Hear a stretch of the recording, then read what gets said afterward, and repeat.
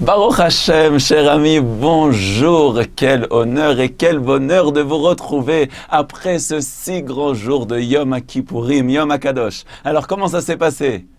Bien, Baruch Hashem, Odul Hashem, Sheitkablu Tfilotechen, les Ratson, Bezrat Hashem, que Hashem accepte vos prières avec Ratson, avec toute sa volonté.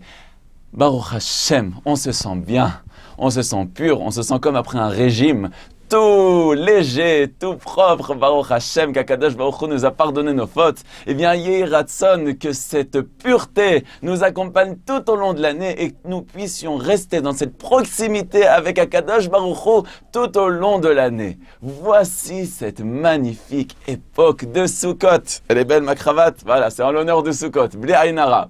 Baruch Hashem, donc on est heureux, le jour de Sukkot. Akadosh Baruch Hu nous a offert une grande fête, Sukkot, Zman Simchatenu. La mitzvah de Sukkot, se réjouir. Mais comment se réjouir le jour de Sukkot? Alors nous allons, Bezrat Hashem, comme d'habitude, étudier nos sources de la Torah Akdosha, les Gemarot, les Rishonim, l'Acharonim, les Mefarshim, pour comprendre la sainteté de ce grand jour de Sukkot.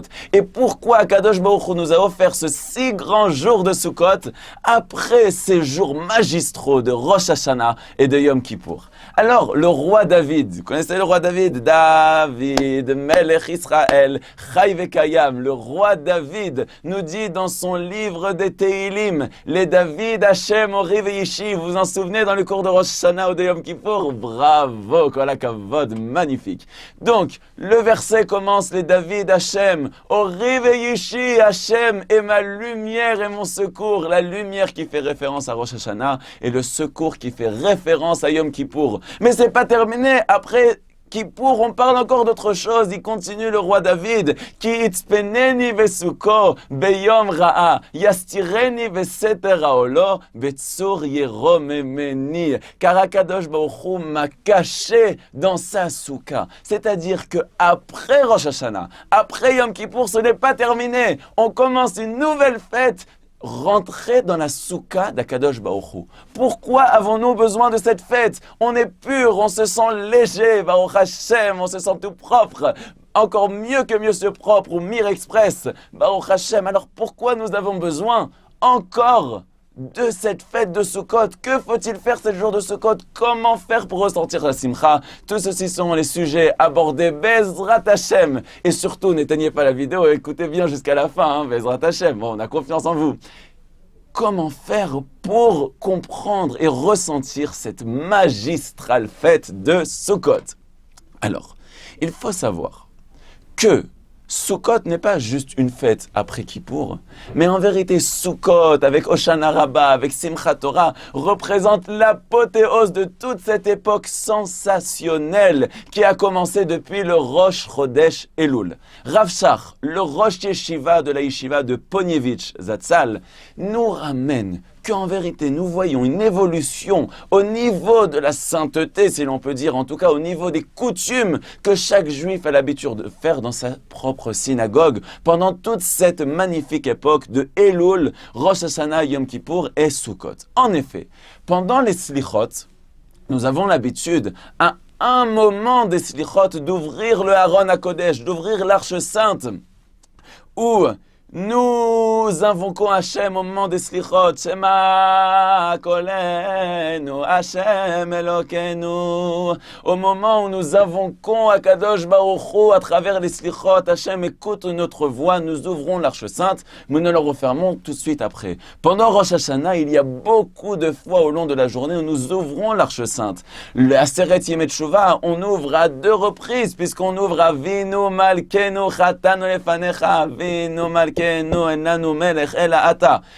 Après Yom Kippour, on ouvre de nombreuses fois tout au long de la journée de Yom Kippour, au moment des Pismonim, au moment d'Avinu Malkenu, au moment d'Hashem Hashem Kel Rachum Vechanun, et carrément, à la fin de ce Yom Kippour, ces moments qui nous font trembler de Neila, Be'et Neila Tsahar, au moment où c'est la dernière prière de Yom Kippour, le Haron HaKodesh est ouvert pendant toute cette fila. Mais ce n'est pas terminé. à peine que nous avons terminé Yom Kippour, quelques jours après, arrive la fête de Sukkot, où là, on ne se suffit pas juste de laisser ouvert pendant toute la prière le Aron HaKodesh, mais en plus, on sort le Sefer Torah pour les Hakafot, où on va tourner une fois autour du Sefer Torah pendant les 7 jours. Et quand arrive enfin Simchat Torah, ce n'est pas, il y a bien sûr Hoshana Rabbah avant où on tourne 7 fois autour, mais après à Simchat Torah, c'est même plus qu'on tourne autour du Sefer Torah, c'est qu'on prend le Sefer Torah avec nous, on l'embrasse et on danse avec Sisu Vesimcho, Besimchat Torah, Utnu Kavod la Torah, Ma'avti Toratecha. Kol hayom isichati, eh bien, on se réjouit avec notre Torah Agdosha. Et là, ce n'est plus qu'on a seulement un petit peu ouvert, ou qu'on a ouvert pendant plus longtemps, ou qu'on a sorti le Sefer Torah, mais c'est qu'on s'est complètement lié avec la Torah, attaché avec la Torah, et nous dansons avec la Torah. Donc on voit que Sukkot est en vérité la suite et l'apothéose de tous ces jours sensationnels et extraordinaires. Akadosh Baruch Hu nous a jugé le jour de Rosh Hashanah, pour le bien Bezrat Hashem. Notre jugement a été scellé aussi pour le bien Bezrat Hashem le jour de Yom Kippour. Mais nous ne savons pas qu'est-ce qui a été décidé, et on espère, on prie à Kadosh Baruch Hu, que tout ça soit pour le bien. Mais, pourquoi nous avons besoin de Sukkot? Nous explique le Gaon de Vilna, ramené par le Rav Shlomo Levinstein, Shlita de Bnei Brak. Eh bien, en vérité, oui, mes chers amis, Sukkot, rentrer dans la souka et comparer à un serviteur qui apporte un verre d'eau limzog lokos les rabots. Oui, la Gemara nous raconte que un homme qui vient construire sa souka et que si, Dieu préserve, il pleut, il y en a qui disent que c'est qu'en terre d'Israël, s'il se met à pleuvoir dans la souka, alors la Gemara nous dit que ça peut être un mauvais présage. C'est comme un serviteur qui vient apporter un verre, limzog, kos les rabots, il vient apporter un verre à son maître, et son maître vient lui renverser en face. Mais on voit que la construction de la souka est comparée à Meziga. Alors a priori, on voudrait bien comprendre que ceci signifie servir à boire. Mais le Gaon de Vilna, Rabbi Eliyahu Vilna, nous explique qu'en vérité, Meziga peut être expliqué aussi dans le sens de Mezigat Adinim, c'est-à-dire l'adoucissement des dinim. Pourquoi la fête de Sukkot adoucit notre jugement? Pourquoi?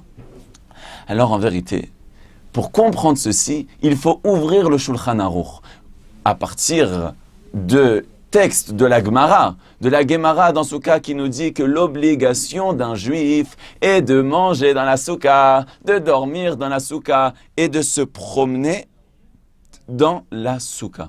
La question qui est, si vous avez une grande Souka de 200 mètres carrés, eh bien tant mieux pour vous, on est très heureux, Baruch Hashem, que vous ayez toujours la bracha dans votre vie.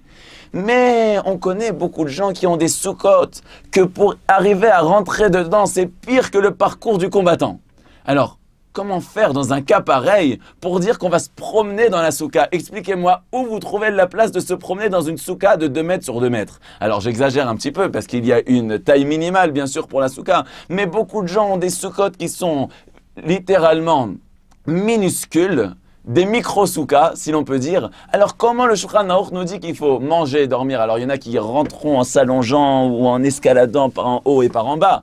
Mais comment on peut comprendre, d'après ça, qu'il faut aller se promener dans la souka? Où vous allez trouver de la place dans des soukas minuscules qui ont été créés sur votre mirpeset, votre balcon? Alors, le Rav Shlomo Levinstein nous explique qu'en vérité, le terme qui a été employé dans le Shulchan Aruch, l'étayel, se promener, peut être compris d'une autre manière. Oui, c'est quoi l'étayel? Dans le Shulchan Aruch, il est ramené par rapport à une autre mitzvah, la notion de tiyul, de tayalim, ces gens qui se promènent, mais en vérité, il est expliqué là-bas que ceci fait référence aux personnes qui n'ont rien à faire toute leur journée. Eh bien, c'est ça qu'il faut faire dans la souka. Nous explique tous les mefarshim, Shulchan Aruch et Posek. Dans la souka, on doit manger, on doit dormir, on doit étudier, mais même si on n'a rien à faire aussi, on va dans la souka, car le fait de rester dans la souka est une mitzvah extraordinaire. Alors, vous savez, on raconte sur la mère de Rav Levinstein qu'elle avait accroché une grande affiche dans sa cuisine où il est écrit où il était écrit à l'entrée de la cuisine, si tu n'as rien à faire, ne le fais pas ici, s'il te plaît. Va trouver un autre endroit. Ça, c'est pour la cuisine, la mère de famille, Blainara. Si vous êtes une dame qui a encore le temps d'écouter des cours de Torah, bravo, que toutes les brachot vous accompagnent avec tous ces repas extraordinaires depuis Rosh Hashanah, Shabbat, Sukkot, Shabbat encore au milieu, Simchat Torah, Hoshana Rabbah, et les Mokrod, et les Mona, et les Dafina, etc. Vous avez un grand mérite avec tout ça, vous suivez la Torah. Mais en tout cas, si une femme ne veut pas qu'on la dérange et qu'on soit autour d'elle dans la cuisine avec tout le travail qu'elle a à faire pendant la fête de Sukkot, eh bien, en tout cas, Kadosh Baruch Hu nous dit, si tu n'as rien à faire, ne sois pas dans la cuisine de ta mère, mais en tout cas, va dans la soukha, car même si tu ne fais rien, de rentrer dans la soukha est une grande mitzvah. La soukha est comparée, c'est comme si on rentre en dessous, Betzel kenofechot astireinu. On est en dessous, les ailes d'Akadosh Baruch Hu, si l'on peut dire kivyachol.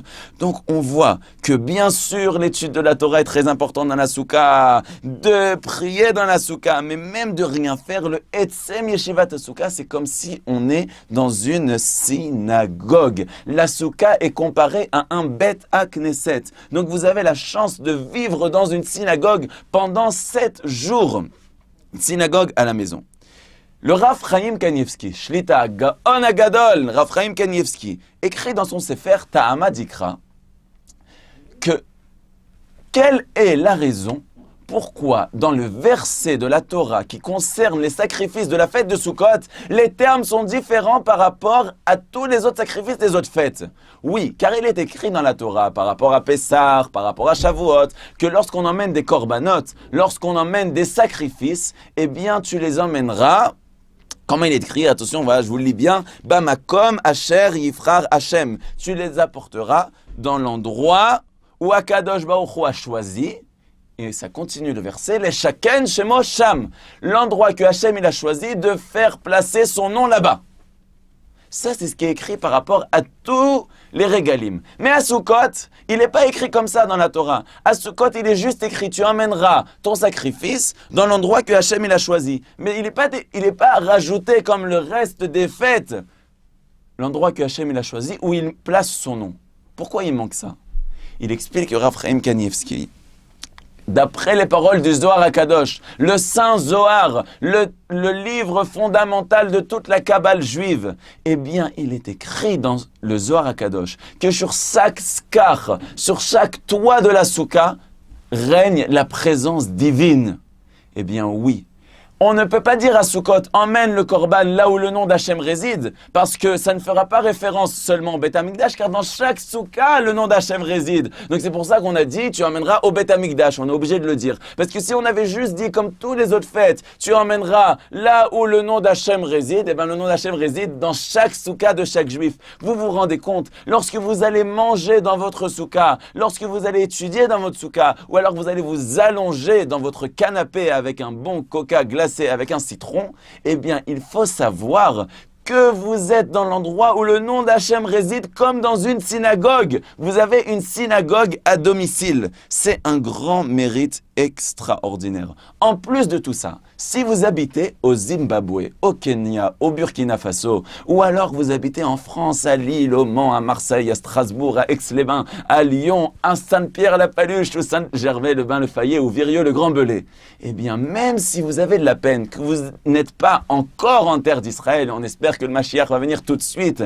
eh bien, sachez bien que Rav Gedalia Shor, qui était le Rosh Yeshiva de la Yeshiva Torah Vadaat, nous dit que chaque soukha qui se trouve en Chutz La'aretz, c'est comme si on est en terre d'Israël. Pourquoi? Car la soukha est appelée une dirat aray, une maison temporaire. Aray en hébreu s'écrit Aleph, Resh, Ayin, Yud, qui peuvent être aussi les initiales de Ashkelon, Rekem, Akko et Yam. Ce sont en vérité les 4 limites de la terre d'Israël. Ashkelon au sud, Rekem au nord, Akko à l'est et la mer à l'ouest. Ça n'a rien à voir avec, à dire il est complètement à l'ouest, c'est pas ça du tout, mais en tout cas, la terre d'Israël. C'est-à-dire que la Soukat Araï, la Souka est en vérité, c'est comme si on est en terre d'Israël. Donc on voit que d'être dans la Souka, nous faisons des milliers, si ce n'est pas des millions de mitzvot. Chaque seconde qu'on rentre dans la Souka, chaque seconde qu'on est dans la Souka, il s'agit d'une mitzvah. Donc avec toutes les mitzvot qu'on fait, en mangeant, en dormant, en discutant de Torah ou même en ne faisant rien, nous faisons des mitzvot et des mitzvot et des mitzvot. Avec tous ces paquets de mitzvot, eh bien ça adoucit largement tous les dynim de Rosh Hashanah et de Yom Kippour. Et donc c'est un cadeau extraordinaire. Vous savez, le Rav Nosson Vart Poigel, qui était un Rav Ashkenaz, oui, de la Yeshiva de Lakewood dans les États-Unis, aux États-Unis. Le Rav Vart Poigel, eh bien, nous explique à quoi est comparée la Souka. Alors, je me permettrai de vous rapporter une célèbre Gemara dans la Masechet Ketuvot. La Gemara nous raconte qu'il y avait une fois un animal qui était un simple veau qui devait partir à la shechita. C'est-à-dire qu'on devait lui faire la shechita pour qu'il soit servi comme plat, un bon repas kasher. Mais ce veau-là, eh bien, s'est mis à pleurer. Il ne voulait pas y aller. Alors Rabbi, quand il a vu ça, il a dit hey, « Vas-y, toi, t'as été créé pour ça !» Alors, il est écrit dans la Gemara Rabbi a été puni fortement à cause de cette parole. Aïe, aïe, aïe, ça fait de la peine. Juste parce qu'il a dit « Tu as été créé pour ça », il a été puni. Aïe, aïe, aïe. Comment ça se fait? Alors, bien sûr, Akadosh Baruch Hu juge les tzadikim avec beaucoup plus de détails, vraiment minutieusement. Mais, qu'est-ce qu'on voit d'ici? Quelle était la faute de Rabbi? C'est que c'est vrai qu'il avait raison, Rabbi. Ce veau a été créé pour qu'on lui fasse la shrita. Mais alors, quelle était l'erreur? C'est que quand un veau retourne chez sa mère, on ne peut plus rien lui dire. Eh bien, c'est la même chose, nous dit le Rav Nosson Vart Poigel. Un juif, même s'il a été décidé des choses mauvaises, Chas v'Shalom, mais s'il se cache dans la soukha d'Akadosh Baruch Hu, il se cache sous les ailes de la présence divine, eh bien on ne peut plus rien lui dire, c'est trop tard. Yitzpeneni vesuko, on est dans les bras d'Akadosh Baruch Hu, et là on est sauvé. Alors mes amis, c'est dommage, il ne suffit pas juste de manger un petit morceau de pain le soir de Sukkot et de se sentir patour, de se sentir délivré toute la fête de Sukkot. Essayez d'aller même dans vos synagogues. Si vous ne pouvez pas avoir de soukha à la maison, essayez d'aller le plus possible dans vos synagogues, de manger dans la soukha, d'essayer de manger chaque jour dans la soukha, quelle mitzvah extraordinaire. Nous rajoutons des paquets, des paquets et des paquets de mitzvot, comme nous explique bien sûr le Rav Yosef Tzvi Diner Zatzal, qui était Rav à Londres. Eh bien, il nous disait qu'au moment de la Neila, nous disons Yarbiyenu Tzel Yadot Tachat Kalfei Ashrina, Akadosh Baruch Hu, même si ton jugement est un jugement de vérité, nous nous cachons en dessous de ton aile protectrice et comme ça nous serons sauvés du mauvais jugement. Et en plus de tout ça, il n'y a pas que la soukha, il y a aussi le lulav, il y a aussi le etrog, il y a aussi les haravot, il y a aussi les hadassim, toutes ces mitzvot extraordinaires, on fait chaque jour avec ces petits nahanouim. Il suffit qu'on agite un petit peu le lulav et déjà nous annulons tous les mauvais vents et toutes les mauvaises hashpaot. Alors, si vous avez un grand lulav, car vous voulez faire un lulav mehoudar, et vous avez peur, et vous voulez faire même la khumra de Rabbeinu Manoach, d'avoir un grand lulav, je vous demande quand même de faire attention à votre voisin, de ne pas lui envoyer le lulav dans la figure. Voilà. Mais en tout cas, même si vous êtes vigilant de ne pas lui envoyer le lulav ni à droite, ni à gauche, ni devant et derrière, mais d'être très vigilant, et de respecter les consignes de sécurité de vos synagogues respectives, malgré tout, imaginez-vous qu'à chaque instant où vous agitez le lulav, eh bien vous remuez les cieux et en vérité vous emmenez une hashpa'a extraordinaire, un secours pour tout le peuple juif à travers le monde. C'est ça la mitzvah de Sukkot. Comment ne pas être joyeux? Où nous rentrons pendant 7 jours dans la maison d'Akadosh Baruch Hu. Nous vivons avec Hachem dans la simcha extraordinaire. Lisons ensemble les paroles du Pélé Yoetz. ce grand rave de Turquie. Vous avez vu, Baruch Hashem, on est bien équipé. On a le livre du Pele Yoetz. La mitzvah de Souka est une mitzvah chashuva vechaviva. Il faut savoir que dans la Souka, la présence divine étend ses ailes sur nous. Et en plus, nous avons le mérite d'avoir ces 7 invités saints. Abraham, Yitzhak, Yaakov, Yosef, David, Moshe et Aaron, qui sont avec nous. Sa sainteté est comme la sainteté d'une synagogue. Et quiconque fait attention de placer son lieu de résidence pendant 7 jours avec sainteté et pureté, avec crainte et joie comme il le faut, il acquérera une sainteté et un surplus de lumière dans son âme. Et il pourra servir toute l'année la Avodat Hashem comme il le faut. Aïe, aïe, aïe, quel mérite extraordinaire. La simcha de la mitzvah, nous devons avoir le jour de Sukkot. La mitzvah de Souka, c'est surtout d'être joyeux. C'est dans la Torah, il est écrit Vesamarta bechagecha veyayita arsameyach. C'est à propos de Sukkot qu'il est écrit ce verset. Une mitzvah d'être non seulement joyeux à l'extérieur, mais aussi d'avoir un lev sameach, d'avoir un cœur joyeux. Et je me permettrai de vous lire les paroles de Gouré Harizal, des élèves du Harizal, qui ont écrit que celui qui sera joyeux et qui n'aura pas de peine du tout pendant toute cette fête de Sukkot, il lui est promis qu'il aura toute l'année une année de bonheur. Amen ve amen. Donc, essayons d'oublier toutes nos frustrations, nos petits énervements et les petites choses qui nous ont fait de la peine et essayer de se réjouir de cette simcha extraordinaire, que nous nous sortons purs et que nous pouvons vivre avec Akadosh Baruch Hu dans la pureté totale. Le Admour de Gour, le rabbi de Gour, le Sfat Emet, a dit une fois à ses chassidim, il leur a dit, lorsque vous arrivez dans les mots Ana Hashem dans le Hallel, eh bien, pensez bien à vous concentrer, car avec ces mots-là, vous pouvez renverser les cieux.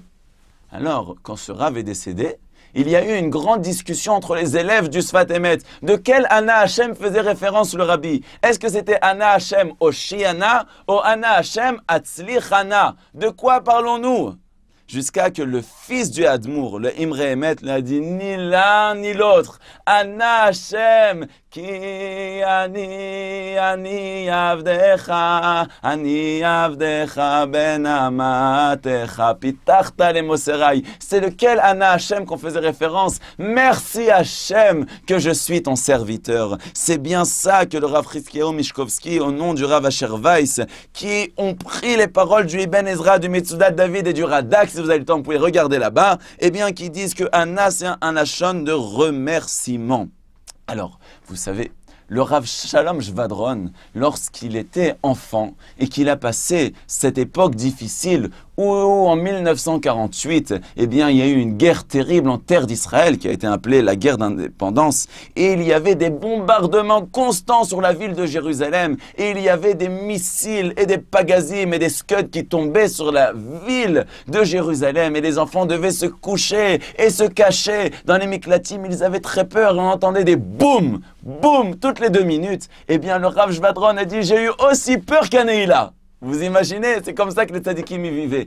Il a dit, j'ai eu aussi peur qu'à Neila. Mais avec cette peur qu'on a eue à Neila, Akadosh Baruch Hu nous compense maintenant en nous donnant un flux de joie, un flux de bonheur, un flux de nachat et de simcha. Il faut en profiter d'être heureux. Ashrei ha'am shekachalo, ashrei ha'am she Hashem Elokav. De savoir que les première fête, si l'on peut dire, de Rosh Hashanah et Yom Kippour était une tchouva mi'ira, était une tchouva par la crainte du ciel, on a eu peur, et maintenant nous faisons tchouva mais ahava, nous faisons tchouva parce que nous aimons Akadosh Baruch Hu, et comme l'explique le Rav Eifus, avec les paroles aussi du Rav Shlomo Levinstein, eh bien maintenant la fête de Sukkot, on ne doit plus dire je dois faire ma prière de Mincha, mais on doit dire je veux faire ma prière de Mincha. Après toute cette belle époque extraordinaire où c'est tellement agréable de se sentir proche d'Akadosh Baruch Hu, de se sentir pur, eh bien on a envie de continuer toute l'année et on se réjouit et on est heureux de rentrer avec ce minimum de matérialité, de savoir être heureux et de se réjouir avec Akadosh Baruch Hu. Et c'est comme ça qu'on termine dans l'apothéose totale de cette fête de Simchat Torah. Sisou vesimcho, vesimchat Torah. Otnu kavod la Torah, eh bien c'est l'apothéose, c'est la joie, c'est la simcha extraordinaire que nous avons reçu la Torah et d'être proches avec Akadosh Baruch Hu. Akadosh Baruch Hu nous dit, ce bonheur est tellement intense, restez encore un jour avec moi, ce jour de Shmini Atzeret, après que le jugement est terminé, après que vous avez fait tchouva par crainte de Dieu, et maintenant vous faites une tchouva parce que vous aimez Hachem, eh bien vous pouvez vous réjouir totalement, et le plus grand bonheur, c'est de se lier avec Akadosh Baruch Hu à travers les paroles de Dieu qui sont la Torah. Et le Harizal nous dit que celui qui se réjouit le jour de Simchat Torah et qui danse de toutes ses forces aura le mérite de voir des enfants Talmidei Chachamim, des enfants des grands rabbanim qui donneront peut-être un jour des shiurim sur Torah Vox. Donc le plus grand bonheur, c'est ça qu'on doit ressentir le jour de Aseret Yemei Teshuvah, les jours de Sukkot, les jours de Simchat Torah. Le plus grand bonheur, c'est l'Ole Torah, Tracha Shouai, que le plus grand bonheur est notre Torah. La Torah est comparée au plus grand bonheur du monde, les meilleurs restaurants, avec les meilleures vacances, les plus grands hôtels, avec une bonne vidéo de Torah Vox, avec une glace de 7 étages et la chantilly et les noix de pécan aussi. Vous mélangez tout ça, c'est rien par rapport au bonheur de la Torah. C'est vrai ou pas? Après un bon cours de Torah, on fait « Ah, qu'est-ce que ça fait du bien !»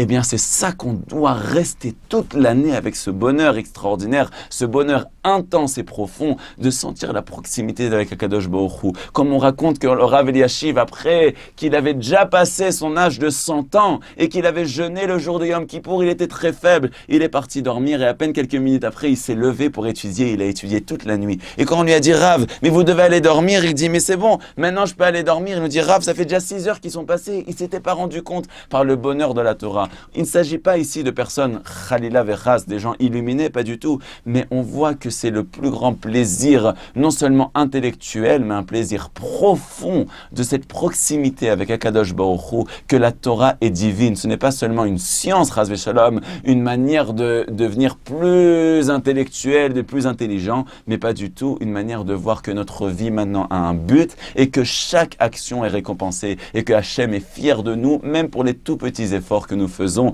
Et ça doit nous accompagner toute l'année. Cette grande joie le jour de Simchat Torah, d'être heureux d'avoir passé toute cette époque de proximité avec Akadosh Baruch Hu, et bien que cette joie nous accompagne à l'éternité.